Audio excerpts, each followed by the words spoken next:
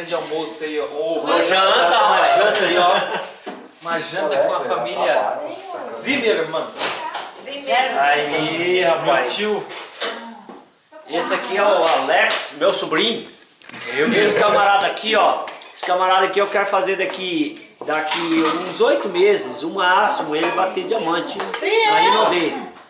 A mãe dele vai bater junto porque ela vai estar acima dele. Então daí ela bate junto, ó, 2 diamantes na empresa Rinodê. E olha, é show de bola, hein? Galera, eu quero passear de navio no Cruzeiro do Sul. Olha, mostra pra aquele outro ali que também vai bater diamante praticamente ó. junto com ele. Tá vendo, ó? Essa família é a família Rinodê também. Galera, vem pra Rinodê, você também. Entrou na Ó, família Rinodê, viu? Rinodê. Aqui, ó, esse aqui é o meu amigo Fernando. Tô rindo dentro aqui. Bora, gurizada, bora trabalhar aqui e ganhar dinheiro. Pois é.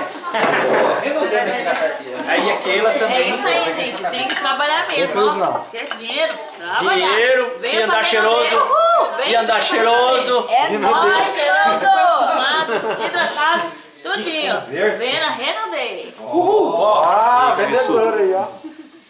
Nesse exato momento estamos assinando um contrato de responsabilidade da Antônio Zimmermann e Lady Laura, esposa do Antônio Zimmermann também aí, ó.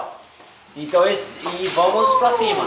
Eu principalmente, tio, eu não quero ganhar muito não, eu só quero tirar uns 1 milhão por mês, mais ou menos. 1 milhão por mês? É só 1 milhão. Quanto tá tempo bom. você quer demorar? Dois anos por aí. 2 anos? É pra tirar Então, 1 milhão só. toca aqui. Toca aqui agora. Embalamos junto. Ok? 1 milhão, porque 1 milhão, tipo, se eu tirar mais que 1 milhão, eu fico muito doente.